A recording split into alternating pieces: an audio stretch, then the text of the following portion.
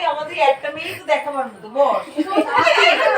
ওটা আমাদের স্যাম্পল আর গুলো সব যে ছাই মেয়ে দেখতে আসবে ওদের আগে স্যাম্পলটা দেখি দেখো তারপরে গুলো দেখলে আর পছন্দ হবে না এখন স্যাম্পল এদিক হ্যাঁ সেই সমস্ত মানে কি বলবো ধরো সবাই একদিকে স্পটলাইট দিয়ে দিয়েছে স্পটলাইট নিজের দিকে টেনে নিয়েছে ঘুরিয়ে নিয়েছে। মা কি বলেছে জানো জানিস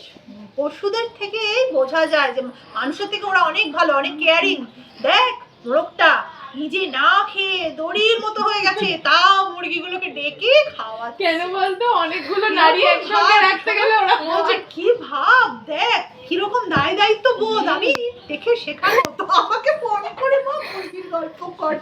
তারপরে একদিন হঠাৎ করে বলো